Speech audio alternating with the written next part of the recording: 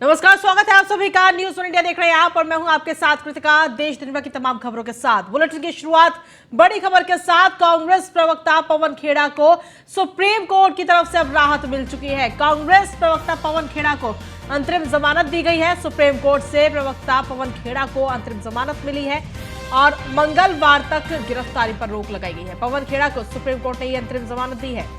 आपको बता दें कि दिल्ली एयरपोर्ट से ही पवन खेड़ा की गिरफ्तारी हुई थी और उसके बाद में कांग्रेस सुप्रीम कोर्ट पहुंची अपनी याचिका को लेकर और फिर पवन खेड़ा की को जमानत दी गई, अंतरिम जमानत। मंगलवार तक उनकी गिरफ्तारी पर रोक लगाई गई। ये बड़ी खबर आप तक पहुंचा रहे हैं। दरअसल आपको बता दें कि ये पूरा मामला प्रधानमंत्री नरेंद्र मोदी के नाम को लेकर जो अपमानजनक टिप्पणी की गई थी उसको लेकर है।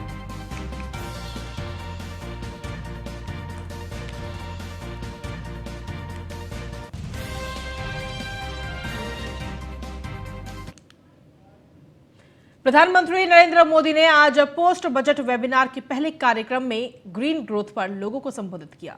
उन्होंने कहा कि हमारी सरकार का बजट वर्तमान चुनौतियों के समाधान के साथ ही नए युग के सुधार को आगे बढ़ाता रहा है। पोस्ट बजट वेबिनार कार्यक्रम आज से शुरू हुआ है जो 11 मार्च तक चलेगा। भारत की व्हीकल स्क्रैपिंग पॉलिसी और ग्रीन ग्रोथ रणनीति का भी एक अहम हिस्सा है। व्हीकल स्क्रैपिंग को प्रोत्साहित करने के लिए सरकार ने इस बजट में 3000 करोड़ रुपए का प्रावधान किया है।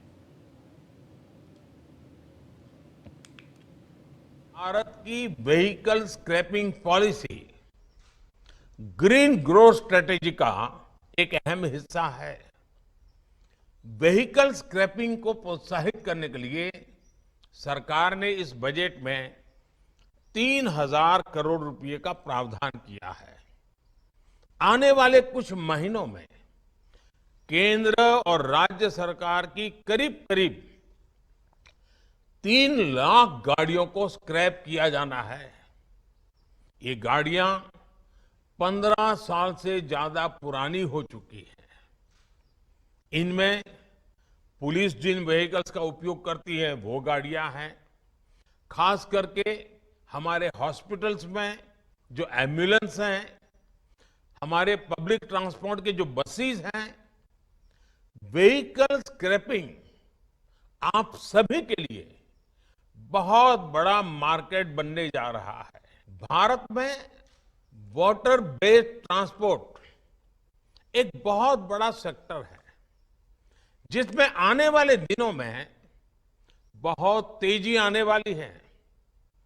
आज भारत अपने कोस्टल रूट के जरिए सिर्फ 5% कार्गो का ट्रांसपोर्ट करता है। इसी तरह इनलैंड वाटरवेज के जरिए सिर्फ 2% कार्गो भारत में ट्रांसपोर्ट होता है। जिस तरह भारत में वाटरवेज का निर्माण हो रहा है उसमें इस क्षेत्र में आप सभी के लिए बहुत सारी अपॉर्चुनिटीज बन रही है। भारत ग्रीन एनर्जी से जुड़ी टेक्नोलॉजी में दुनिया में लीड ले सकता है। ये भारत में ग्रीन जॉब्स को बढ़ाने के साथ ही ग्लोबल गुड में भी बहुत मदद करेगा। ये बजट आपके लिए एक अवसर तो है ही, इसमें आपके भविष्य की सुरक्षा गारंटी भी समाहित है। बजट के हर प्रावधान को अमल में लाने के लिए हमें तेजी से काम करना है।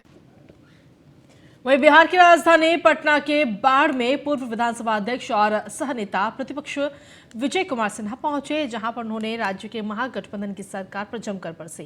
दरअसल वार्ड पार्षद परमानंद प्रसाद सिन्हा की अज्ञात अपराधियों ने महाशिवरात्रि के दिन गोली मारकर हत्या कर दी थी। दिन दहाड़े हुई इस हत्याकांड पर शोक संतप्त परिवार को सांत्वना देने बाढ़ पहुंचे विजय कुमार सिन्हा, जहां पर वो मीडिया से मुखातिब होते हुए उन्होंने कहा कि राज्य की बिल्कुल अराजक स्थिति हो चुकी है। अपराधी बेखौफ हो गए हैं और किसी का कोई सुनने वाला नहीं।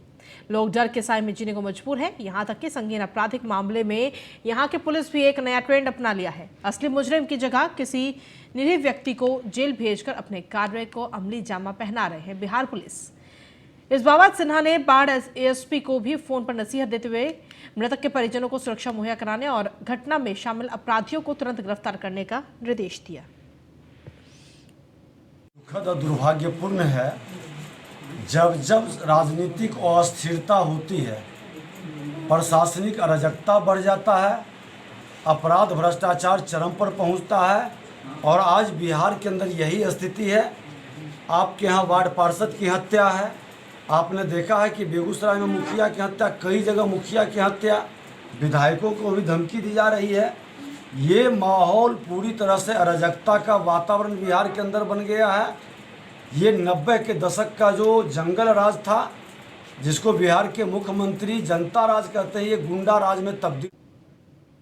बिहार के मधुबनी जिला के लोहट में इथेनॉल प्लांट का भूमि पूजन हुआ। ये प्लांट 125 करोड़ की लागत से बनाया जा रहा है। इस प्लांट से 5000 लोगों को रोजगार मिलेगा। वहीं बता दें कि यह बिहार का दूसरा सबसे बड़ा प्लांट है। Yash biofuels private limited ethanol plant के संयोजक हैं पुरुषोत्तम झुंझुनवाला और उनके बेटे यश झुंझुनवाला। इस अवसर पर बिहार के उद्योग मंत्री समीर कुमार महासेठ और विधायक विनोद नारायण झा समेत कई जाने माने लोग उपस्थित रहे।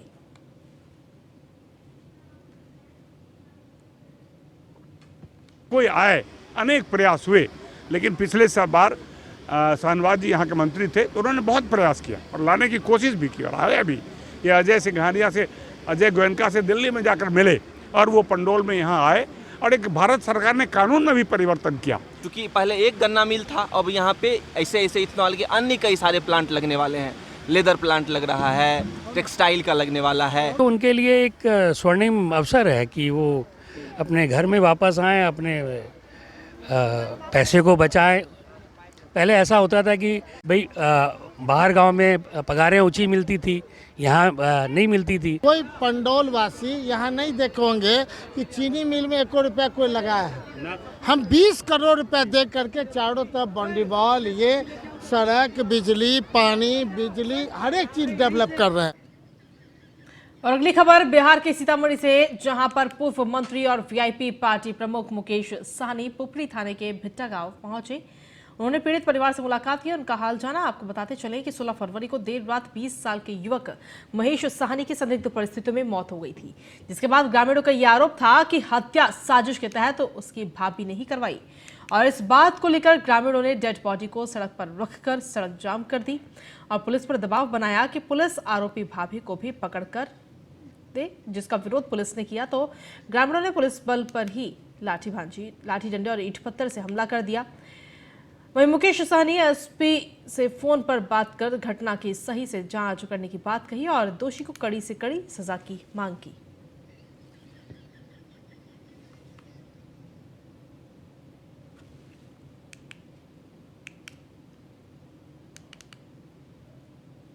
अगली खबर बिहार के किशनगंज से, जहां हालामाला पंचायत के मोतीहारा गांव में अमृत सरोवर अभियान के तहत निर्मित तालाब का प्रधानमंत्री मोदी लाइव स्ट्रीमिंग के माध्यम से अवलोकन किया गया।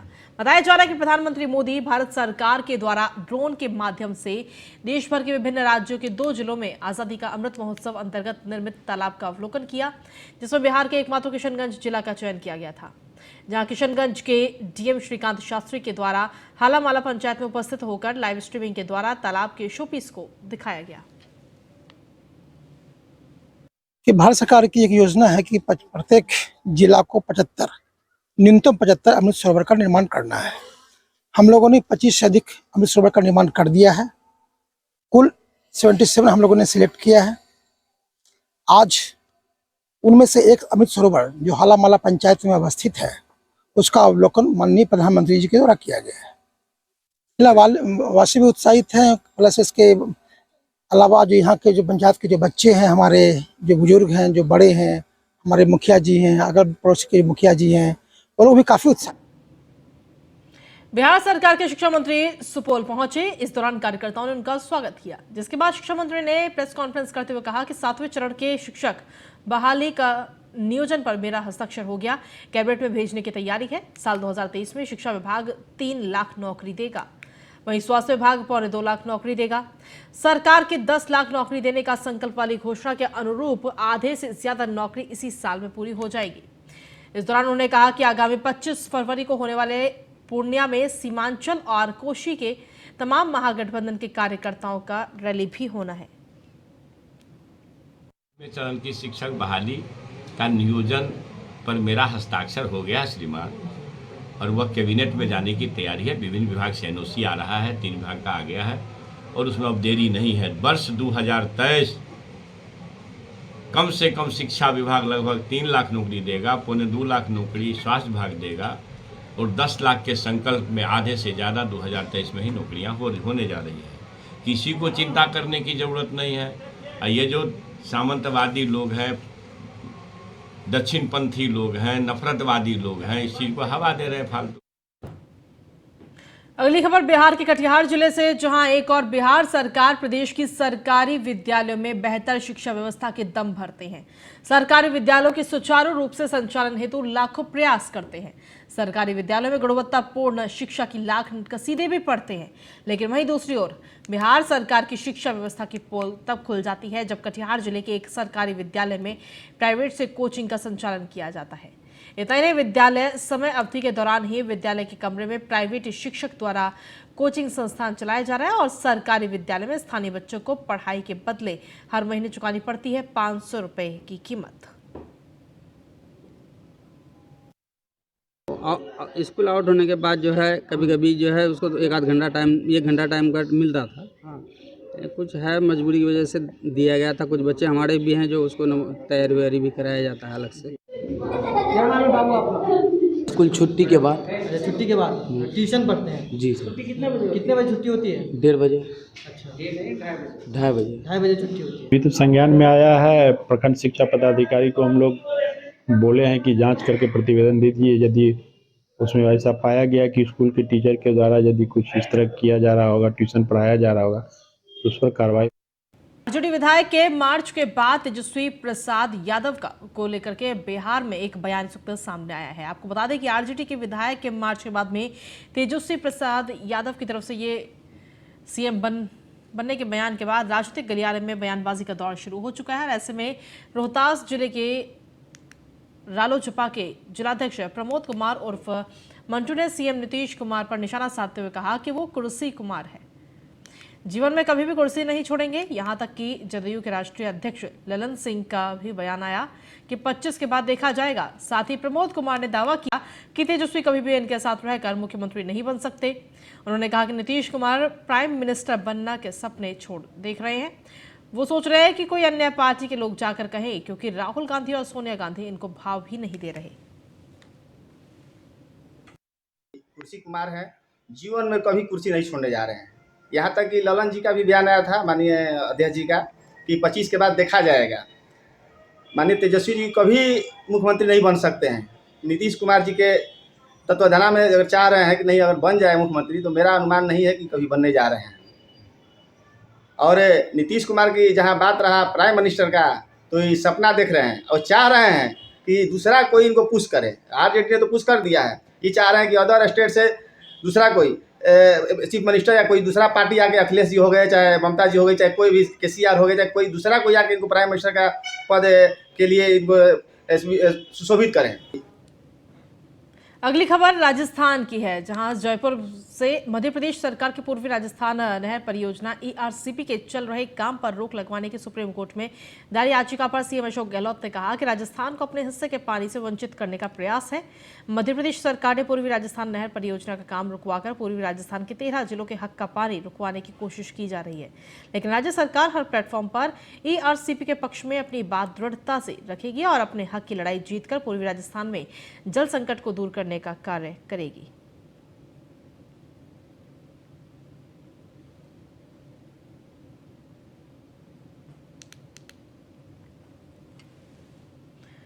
तो ERCP के खिलाफ मध्य प्रदेश सरकार की याचिका, पूर्वी राजस्थान के हक का पानी रुकवाने का प्रयास किया गया, ऐसा कहना है मुख्यमंत्री अशोक गहलोत का।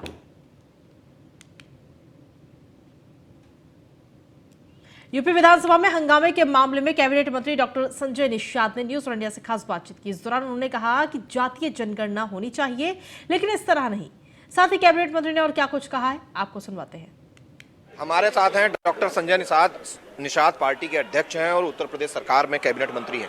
मंत्री जी, जातीय जनगणना की मांग को लेकर हंगामा हो रहा है सदन में, क्या कहना चाहेंगे? जातीय जनगणना होनी चाहिए, लेकिन ऐसे नहीं। हम कहते वो लोग कहाँ हैं जो 1857 की आज़ादी के बाद अंग्रेजों ने कानून बना के उजाड़ा था। उन जातियों को भी तो गिनवा लेंगे, उनको तो लिस्टिंग करा लेना। वो तो चाहते हैं कि लिस्ट में जो है वो गिन लिया जाए, उनका काम हो जाए। हम चाहते हैं जो लिस्ट में भी नहीं है और उनकी दशा बहुत खराब है, उसके लिए सरकार हमारी काम कर रही है। और निश्चित रूप से गणना भारत सरकार के नियमों के अनुसार होना चाहिए और काम कराना है भारत सरकार के संविधान में लिखा हो, उसके हिसाब से मेरी सरकार करती है। आप भी लगातार मांग पहले उठा रहे थे, अभी आप सरकार में हैं। ओम प्रकाश राजभर भी कह रहे हैं कि निषाद जी वहाँ हैं लेकिन वो आवाज़ नहीं उठा रहे। हमारे जैसा आवाज़ कौन उठाता है? उनका हमने अकेले नहीं, हम 11 विधायक लेके आए हैं और 3 ठो में निषाद भी लेके आए हैं। निषाद आवाज़ उठा रहे हैं कि यार मझवार का प्रमाण पत्र कब मिलेगा, आज ही लगा था। तो हम कह रहे हैं कि आज के दिन में भैया क्या ठो लेके आए राजभर, उनको तो कहना चाहिए ना, चश्मा अपन नंबर बदलें, देखें। आप क्या कहेंगे, क्या सदन की कार्रवाई जिस तरीके से बाधित हो रही है इस गलत है? सदन गरीबों, नौजवानों, दलितों, पिछड़ों, गांव के, इस देश के नागरिकों के लिए बना हुआ है। उनके हितों की चर्चा होनी चाहिए और जैसे होनी चाहिए स्वस्थ चर्चा होनी चाहिए, समय खत्म करके बर्बाद करके नहीं। आप भी जातीय जनगणना की मांग को स्वीकार करते हैं जिस तरीके से विपक्ष? मैं इस मांग को नहीं स्वीकार करता हूं कि ऐसे है। हम चाहते हैं पहले विसंगति दूर हो जाए और विसंगति दूर हो जाए और किन पार्टियों ने किन जातियों के साथ धोखेबाजी की है ये भी पता चल जाए, उस तरीके का जनगणना होना चाहिए। धन्यवाद। ये हैं उत्तर प्रदेश सरकार के कैबिनेट मंत्री और साथ ही साथ निषाद पार्टी अध्यक्ष डॉक्टर संजय निषाद, जो बता रहे हैं पहले चीज़ों को देखा जाना चाहिए, जो पहले से जातियां शामिल नहीं हो पाई उनको भी शामिल करना चाहिए, उसके बाद जातीय जनगणना होनी चाहिए। और जहां तक सदन का सवाल है वहां पर स्वस्थ चर्चा होनी चाहिए, इस तरीके से हंगामा नहीं किया जाना चाहिए। कैमरामैन अमित शाहनी के साथ में इसके वाजपेयी, न्यूज़ इंडिया, लखनऊ।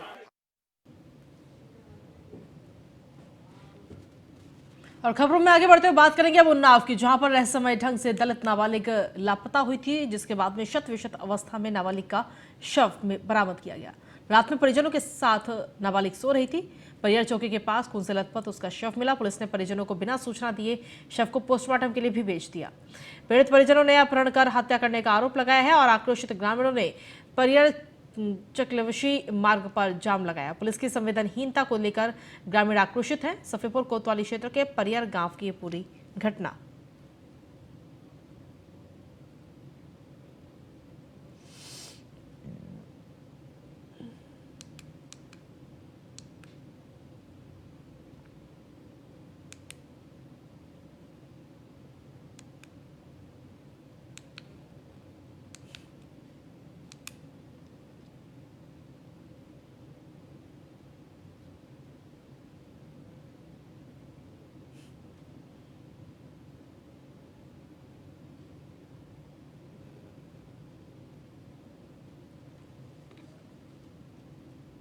अगली खबर औरैया से, जहां पर आपको बता दें कि आपसी विवाद का भी पूरा मामला इस वक्त सामने आया है, जहां पर आपसी विवाद में महिलाएं आपस में भिड़ गई और जिसके बाद में ये वीडियो भी जमकर वायरल हो गया है।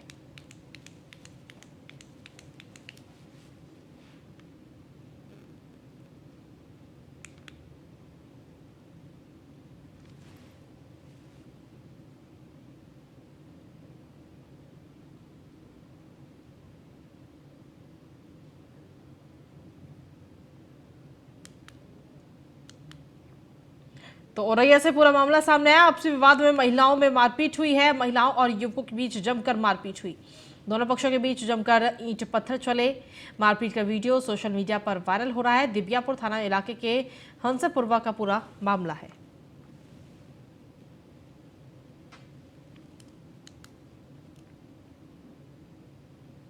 वहीं मेरठ में पुलिस ने गाड़ियों पर काली फिल्म पुलिस और प्रेस लिखी हुई गाड़ियों को लेकर अभियान चलाया। इसको लेकर शहर से लेकर देहात तक बड़े पैमाने पर अभियान चलाया गया।